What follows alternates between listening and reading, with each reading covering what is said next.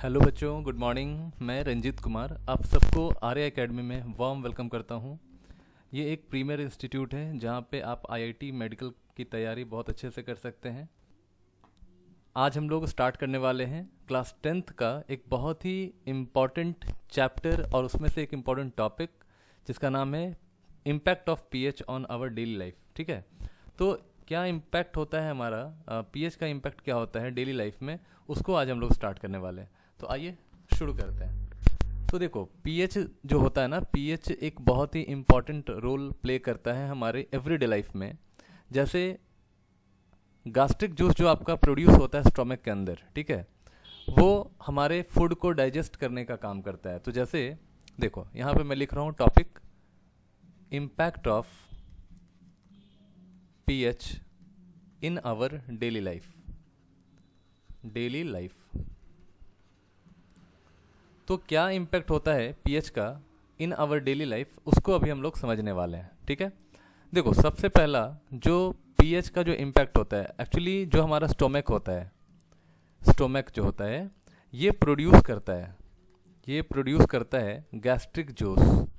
ठीक है, gastric juice produce करता है स्टोमक के अंदर, जिसका जो पीएच का वैल्यू होता है, ठीक है, ये जो आपका स्टोमक प्रोड्यूस कर रहा है जो गैस्ट्रिक जूस, एक्चुअली ये डाइजेशन का काम करता है। ठीक है, हेल्प्स अस इन डाइजेशन, ये बेसिकली डाइजेशन का काम करता है। ठीक है, अब यहाँ पे समझिएगा कि जो हमारा स्टोमक है, आवर स्टोमक प्रोड्यूस HCl, मतलब जो हमारा स्टोमक है वो HCl जो एसिड है वो प्रोड्यूस करता है, which helps us in digestion. ठीक है, और जो पीएच का वैल्यू होता है, pH value of HCl secreted by our stomach is 1.6, approximately 1.6 की वैल्यू होती है। ठीक है, और ये बेसिकली यूज़ किया जाता है, इतना वैल्यू जो पीएच का आपने जो देखा है वो पीएच का वैल्यू यूज़ किया जाता है हमारे फूड को डाइजेस्ट करने में। ठीक है, लेकिन प्रॉब्लम ये होता है कि अगर हमारे बॉडी के अंदर एक्सेस ऑफ एसिड प्रोड्यूस हो जाए, ठीक है, बहुत सारे कारण हो सकते हैं जिससे कि हमारे स्टोमक के अंदर एसिड एक्सेस प्रोड्यूस हो जाए। मतलब when excess of acid is produced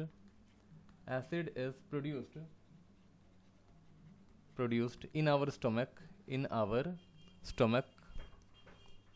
stomach।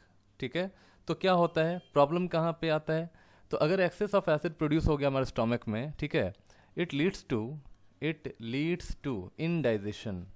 याद रखेंगे, इनडाइजेशन यानी कि हमारे बॉडी के अंदर एक्सेस एसिड प्रोड्यूस होने से यहाँ पे इनडाइजेशन की प्रॉब्लम हो जाती है। ठीक है, अब क्या होता है, इनडाइजेशन होने की वजह से हमारे स्टोमक के अंदर पेन कॉज करता है ना, इनडाइजेशन कॉजिंग पेन, ये हमारे स्टोमक के अंदर पेन कॉज करता है। ठीक है, तो अब हम इससे कैसे छुटकारा पा सकते हैं, ठीक है, कैसे हम एक्सेस एसिड को रोक सकते हैं। सिर्फ एक ही तरीका है जिससे हमारे बॉडी के अंदर जो एक्सेस एसिड बन रहा है उसे हम न्यूट्रलाइज कर सकते हैं बाय यूजिंग एंटासिड्स। याद रखिएगा, टू प्रिवेंट फ्रॉम इनडाइजेशन, अगर हमें इनडाइजेशन को प्रिवेंट करना है, then we have to neutralise excess acid produced, ठीक है, प्रोड्यूस्ड इन आवर स्टोमक। ठीक है, यानी कि एक्सेस एसिड जो हमारे स्टोमक ने प्रोड्यूस किया है, उस एक्सेस एसिड को बस आपको क्या करना है, न्यूट्रलाइज करना है। तो हम एसिड को न्यूट्रलाइज करने के लिए क्या यूज़ करते हैं, इसके लिए हम बेस यूज़ करते हैं, जिससे कि एसिड बेस रिएक्ट करके सॉल्ट एंड वाटर का फॉर्मेशन करता है। ठीक है, तो अब हमारे पास एक्सेस एसिड प्रोड्यूस हो गया है, अब इसके लिए हम एक सुटेबल बेस यूज़ करते हैं। ठीक है, और जो सुटेबल बेस यूज़ करते हैं ये एक्सेस एसिड को न्यूट्रलाइज करता है। तो हम इसको क्या बोल सकते हैं, हम इसको बोल सकते हैं एंटासिड। हम इसको बोल सकते हैं एंटासिड, मतलब एसिड को जो न्यूट्रलाइज करने का जो सब्सटेंस है उसे हम लोग क्या बोलते हैं, एंटासिड बोलते हैं। तो हमारे पास कौन सा एंटासिड्स है, तो देखो बेसिकली जो हमारे पास एंटासिड्स होते हैं जिन्हें हम एक्सेस एसिड को न्यूट्रलाइज करने के लिए यूज़ करते हैं, वो आपका एक होता है मिल्क ऑफ मैग्नीशिया। याद रखेंगे, मैं इसको अलग कलर लिख देता हूँ, milk of magnesia, MILK, milk of magnesia. ठीक है, मिल्क ऑफ मैग्नीशिया, इसका जो फॉर्मूला होता है वो आप याद रखेंगे MgOH का होल ट्वाइस। ठीक है, तो ये आपका मिल्क ऑफ मैग्नीशिया हुआ। दूसरा जो आपका होता है जिससे जो हम एक्सेस एसिड को न्यूट्रलाइज कर सकते हैं वो होता है sodium hydrogen carbonate. Sodium hydrogen carbonate, ठीक है, कार्बोनेट, इसका फॉर्मूला भी आप देख लीजिए। इसका फॉर्मूला होता है NaHCO3, इसको बोलते हैं sodium hydrogen carbonate. This all are antacids used to neutralise excess acid produce in our stomach. तो आपको ये चीज़ बहुत अच्छे से ध्यान में रखना है। ठीक है, जो हम लोग इनो खाते हैं ना, तो उस इनो के अंदर ये एंटासिड्स, एक्चुअली वो एंटासिड्स का इटसेल्फ काम करता है और उस एंटासिड की वजह से हम अपने स्टमक को रिलीफ दे सकते हैं due to excess pain caused by the excess of acid in our stomach. तो हम यहाँ पे इस एंटासिड को लेके यूज़ कर सकते हैं, बट याद रखेंगे कि excess of antacid is very harmful in our stomach, बहुत ज़्यादा हार्मफुल होता है क्योंकि एंटासिड्स में बेसिकली ये बेसिक होता है। ठीक है, देखो आप यहाँ पे देखो, ये हाईली क्या होता है, ये हाईली बेसिक होता है। तो अगर हम एंटासिड ज़्यादा यूज़ करेंगे, ठीक है, तो ये हमारे स्टोमक के अंदर काफ़ी ज़्यादा बेस प्रोड्यूस कर देता है, बेसिक हो जाता है, जिससे कि हमारे जो बॉडी है उसके अंदर काफ़ी ज़्यादा पेन भी क्रिएट हो सकता है और हमारे सेल्स के लिए भी बहुत ज़्यादा प्रॉब्लम क्रिएट कर सकता है। तो आप इस चीज़ को ध्यान में रखेंगे, ठीक है, कि एंटासिड्स आप याद करेंगे। यहाँ पे एंटासिड्स कौन सा है, तो milk of magnesium, magnesium hydroxide and sodium hydrogen carbonate. तो ये दोनों आप यहाँ ले सकते हो। क्लियर है? चलिए अब हम लोग आगे बात करते हैं। ठीक है, एक और प्रॉब्लम होती है, पीएच का एक और रोल है ना, कि pH cause in tooth decay.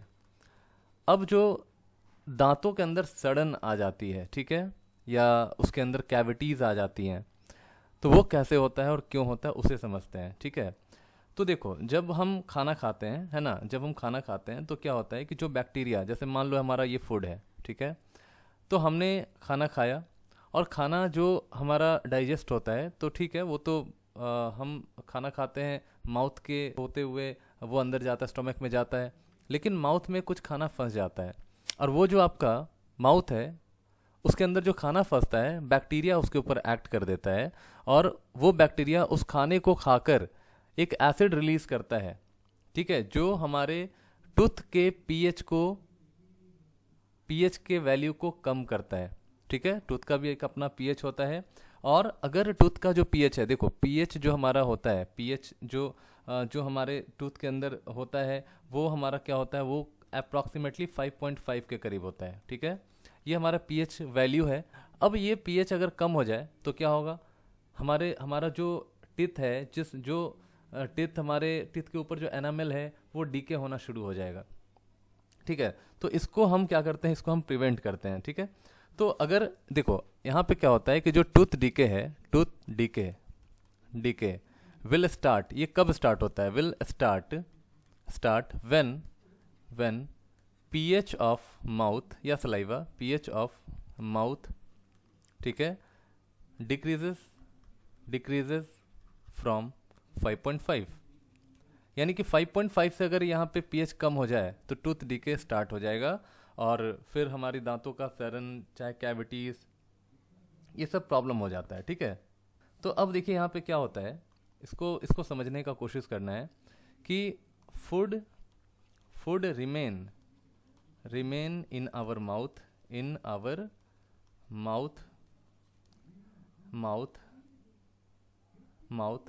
is acted by bacteria. ठीक है, उसके ऊपर बैक्टीरिया एक्ट करता है and eaten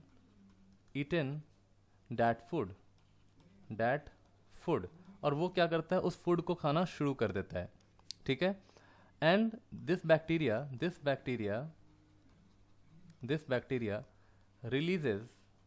releases an acid which makes pH of our tooth below 5.5, ठीक है। तो टूथ का जो pH का वैल्यू होता है वो 5.5 से कम हो जाता है, ठीक है। और जब pH का वैल्यू 5.5 से कम हो जाता है, दिस लीड्स टू, है ना, this leads to tooth decay, ठीक है, टूथ डीके। तो इस बात को आप अच्छे से ध्यान में रखेंगे। और प्रॉब्लम कहाँ पे आता है कि देखो, हमारा एक्चुअली क्या होता है, जो एसिड प्रोड्यूस हुआ है हमारे टूथ के अंदर, माउथ के अंदर, हुआ क्या है कि ये एनामल को इफेक्ट करता है, ठीक है। देखिए, एक्सेस एसिड जो हमारे माउथ के अंदर प्रोड्यूस हुआ है, excess acid produced in our mouth, ठीक है। जो एक्सेस एसिड प्रोड्यूस हुआ है in our mouth due to bacteria acting upon the food that we have taken, जो हमने खाना खाया और जो फूड हमारे दांतों के अंदर फंस जाता है, उसके ऊपर बैक्टीरिया एक्ट करता है, और एक्ट करने से वो एक एसिड रिलीज करता है, और जो एसिड जो जिसने रिलीज किया, that acid react with the chemical which form the enamel of the teeth. तो यहाँ पे क्या हुआ, acid produce in our mouth, ठीक है, एसिड जो हमारे माउथ में प्रोड्यूस हुआ है वो क्या करेगा, वो affect the enamel of teeth, ठीक है। ये टिथ के एनामल को अफेक्ट करेगा, which is made by, enamel कैसे बना होता है, ये बना होता है कैल्शियम फॉस्फेट का, ठीक है। तो कैल्शियम फॉस्फेट का ये जो है एनामल बना होता है, जो कि हार्डेस्ट सब्सटेंस होता है हमारे बॉडी में, which is hardest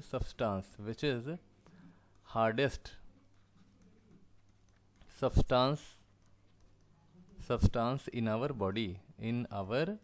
body. Enamel जो होता है हमारे बॉडी में सबसे हार्डेस्ट सब्सटेंस होता है, ठीक है। तो ये जो एनामल है ना, एनामल है, ये एसिड जो एक्सेस प्रोड्यूस किया गया है बैक्टीरिया द्वारा, इसे वो कोरोड कर देता है ना, और कोरोजन के वजह से हमारा टूथ डीके हो जाता है, या हम कह सकते हैं कैविटी प्रोड्यूस हो जाता है, ठीक है, कैविटी प्रोड्यूस हो जाता है। तो इस चीज़ को आप अच्छे से ध्यान में रखेंगे, ये बहुत इंपॉर्टेंट है ना। तो प्रिवेंशन कैसे किया जाएगा, तो प्रिवेंशन हम करेंगे कैसे, तो बस खाना खा के मुंह को धो लेना अच्छे तरीके से, है ना। तो ये चीज़ आप ध्यान रखेंगे कि to prevent from tooth decay should be clean after meal, ठीक है। खाना खाने के बाद हमें क्या करना है, माउथ को अच्छे तरीके से उसे धोना है, साफ करना है, ठीक है। या हमें ऐसे टूथपेस्ट इस्तेमाल करने हैं, है ना, use toothpaste which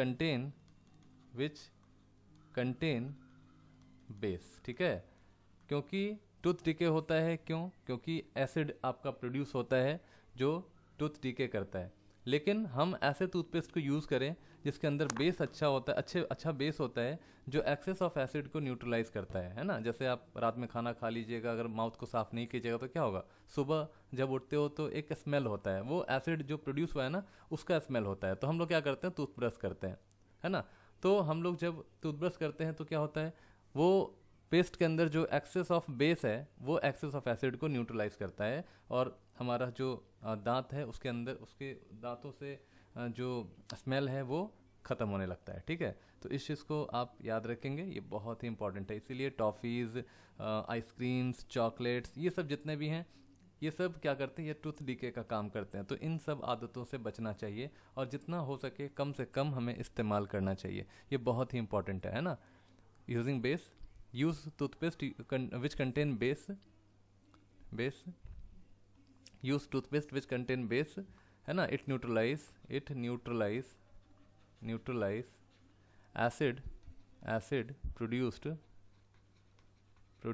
in stomach, sorry, produced in mouth।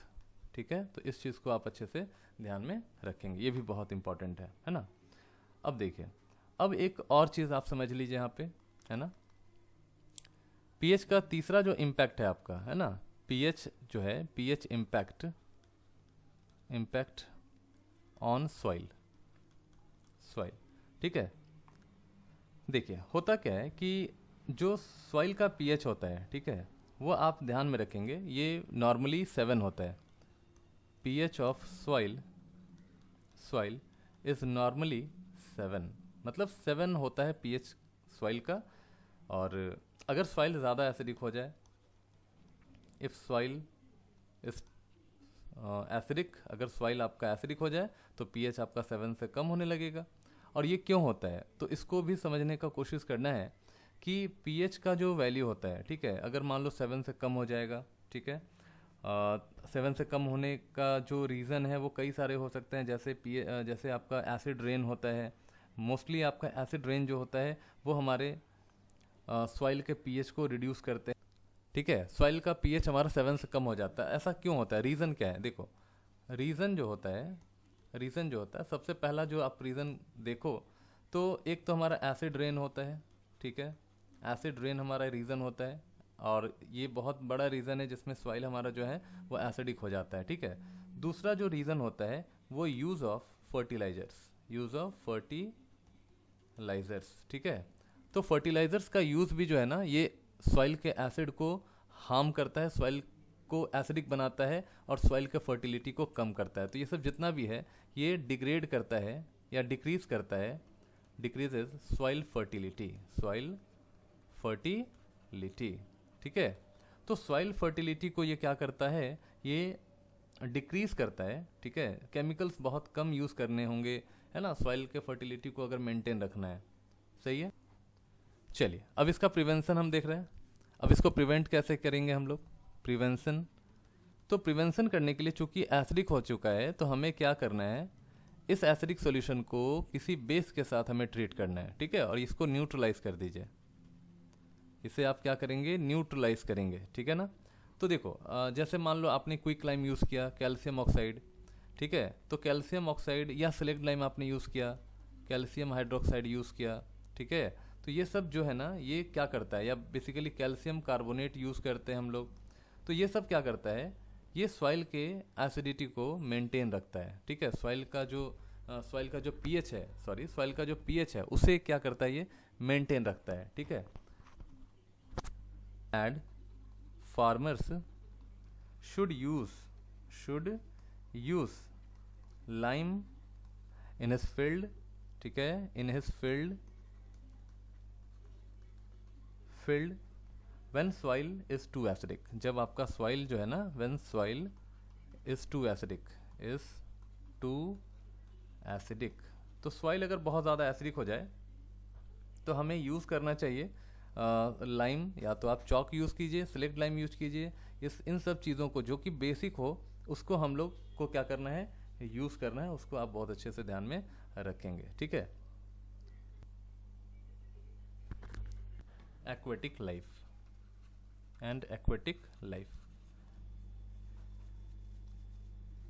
देखिए इसमें क्या है कि जैसे हमारा जो बॉडी है, ठीक है, हमारे बॉडी के लिए जो नॉर्मल पीएच चाहिए वो आपका होता है अप्रॉक्सीमेटली 7 to 8, ठीक है, 7 to 8 यही हमारा बॉडी का पीएच होता है। अगर ये पीएच आपका कम हो जाए, ठीक है, या पीएच का वैल्यू अगर बढ़ जाए तो हमारा जो बॉडी है ये फंक्शन प्रॉपरली नहीं कर पाता है ना। इफ़, याद रखिएगा, if pH will disturb then our body will not function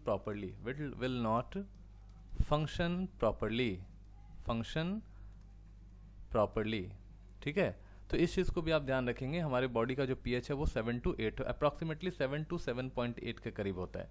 तो ये चीज़ आपको ध्यान रखना है। और बहुत सारे प्रॉब्लम्स होते हैं, बहुत सारे एलिमेंट्स होते हैं, ठीक है, हमारे बॉडी जो है, बॉडी के अंदर बहुत सारे एलिमेंट्स क्रिएट हो जाते हैं, तो इन सब चीज़ों को आपको ध्यान में रखना है। या मान लीजिए कि अगर जो एक्वेटिक लाइफ है, ठीक है, एक्वेटिक लाइफ होता है, ठीक है, तो एक्वेटिक लाइफ के लिए हमें जो पीएच रेंज चाहिए होता है, ठीक है, एक्वेटिक लाइफ जो है जो हमारा पीएच रेंज चाहिए होता है वो बहुत ही नैरो होता है ना, नैरो पीएच रेंज होता है, ठीक है, नैरो पीएच रेंज होता है।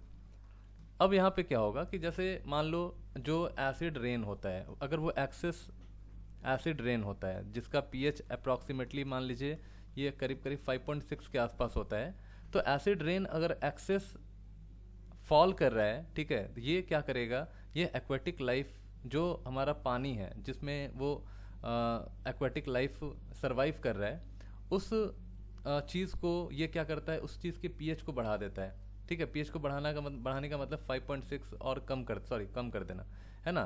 तो क्या होता है कि एक्सेस ऑफ एसिड रेन, ठीक है, excess of acid rain causing decrease in pH, ठीक है, यानी कि पीएच का वैल्यू 5.6 से, ठीक है, विच मेक्स